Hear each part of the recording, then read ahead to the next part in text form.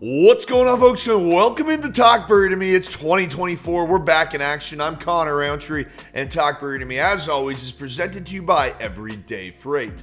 Help your business coordinate commercial shipments from one skid up to full loads all across North America. Everyday Freight for your shipping needs. We're back in action. Sentry Tournament of Champions, the Sentry Tournament, whatever it's called now, formerly known as the Tournament of Champions. It's going to be fun. It gets underway at Kapalua Resort in Hawaii on Thursday. A record 59 golfers will be teeing it up this week. And that doesn't include the reigning champion, Jon Rahm. Obviously, he's off to live, for those of you who don't know. So there's a little bit of an update for you. We're going to jump into this by breaking down the course. Then we're going to break down the field. We're going to talk about keys to success on this golf course after we break down the course. And then we're going to jump into our best bets. We have 3 guys that we're targeting this week. We do have a best bet that needs to be attacked because the market just hasn't caught up to this line on one of the sports books. That we'll talk about later through this episode. And then last but not least, we'll give you a DFS lineup. We're bringing back the DFS side of things because I have just a stacked DFS lineup for this tournament that you guys are going to want to get in on or at least consider. Now, getting into the course breakdown, 7,596 yards, par 73.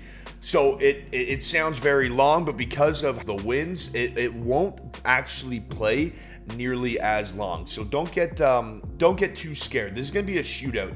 8 out of the last 9 winners of this tournament have scored 20 under par or better. So buckle in for the shootout, and the greens are massive. So keys to scoring here are par 5 scoring. There are 4 par 5s and only 3 par 3s around this golf course, so obviously a very unique setup. So you need to have a great par 5 scoring. You need to have excellent approach play. That second shot is so key because you can just blast the ball off the tees, but it's that second shot on approach, no matter how far it is, whether it's 100 yards, whether it's 240 yards away, that needs to be crisp.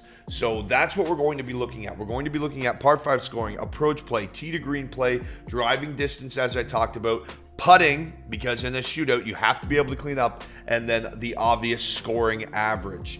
Now, what does that mean? What kind of golfer are we looking for? Well, we're going to look for hitting bombs, second shots, and then the ability to tidy up after yourself on the greens.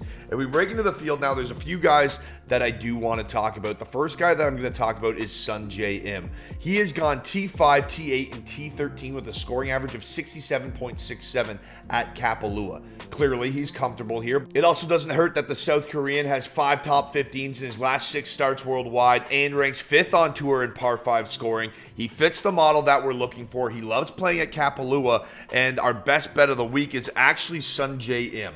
Now, you can get Sungjae Im in a top 20 spot over on PointsBet at dash 110. There's only 59 golfers in the field. He has to finish in the top 33% of the field at even money. For a guy that has 3 trips here, all 3 of them placed inside the top 13, even money, dash 110. Are you kidding me? That is our play of the day. That is our best bet of the week. And we'll be betting Sungjae Im to win this thing because the value at 30 to 1 is just screaming at my face, going like, hey, you should probably do this. The next guy that I want to talk about at 17 to 1 is Xander Schauffele, the X-Men. Now, yes, he did pull out of this tournament last year, but that was due to an injury. Before that, he won this title in 2019. That's just one of 3 top 5 finishes here in 6 starts.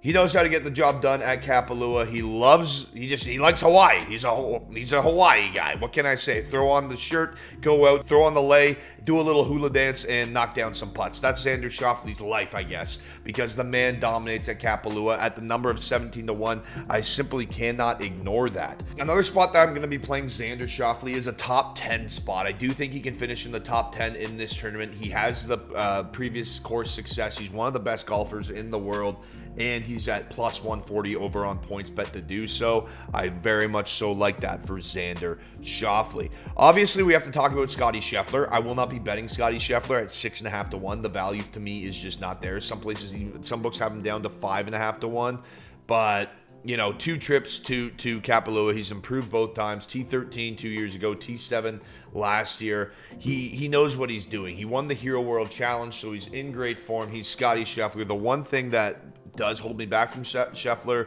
winning this outright is his putting in a shootout, right? He's not the most consistent putter of the golf ball. Let's just go with that.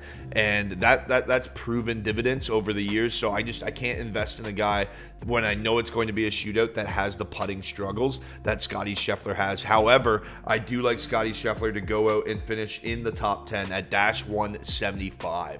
I do think that's a good bet for Scottie Scheffler. Obviously, he placed top 10 here last year. He's coming off a win at the Hero World Challenge, as I said. A top 10 bet for Scottie Scheffler at -175 may be a good spot to look for Scottie. And the last guy that I want to talk about that I will be allocating money towards is Collin Morikawa. He's never finished worse than T7 here.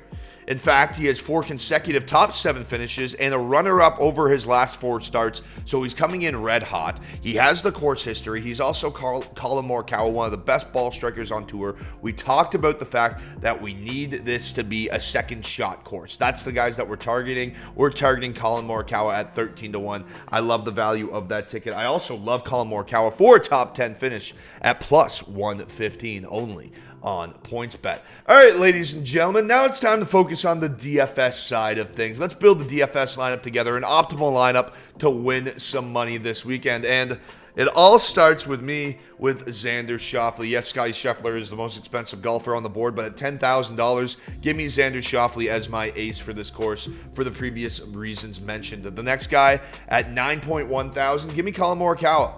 I have both those guys to win this tournament outright, so I think that's a good spot. Sungjae Im coming in at $8,100 makes no sense to me. And as you guys know, I bet him at 35-1 to win this bad boy, so give me Sungjae Im. Cam Davis. Yes, Cam Davis at $7,100 is my next pick in here. He can mash the golf ball. And when I say mash, I mean he's one of the longest hitters on tour. I love his iron play, and when he turns it on with that flat stick, he's good. He is quite capable of making some noise out there. Our next pick at $8,700, the Swedish sensation Ludvig Åberg. Now, he's playing some of the best golf of his career. It's his first trip out here. So we'll see what happens with Ludvig, but I think he has a great stat profile that fits our ideal model for this golf course. And last but not least, coming in at $6,800 is Chris Kirk. Solid golfer, can hammer the ball, a guy that I feel comfortable putting in my last spot for DFS. So there you guys go. There's your optimal DFS lineup for the Sentry Tournament of Champions. All right, folks, as for your trivia question, obviously, this is our coverage of the Sentry Tournament of Champions, our breakdown, our preview. So let's keep the trivia question within the same realm. This tournament's been played since 1953.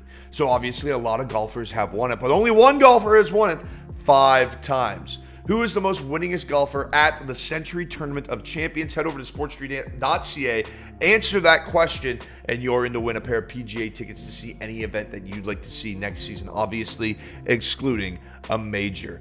Folks, I'm Connor Roundtree, and we'll talk birdie to you next time.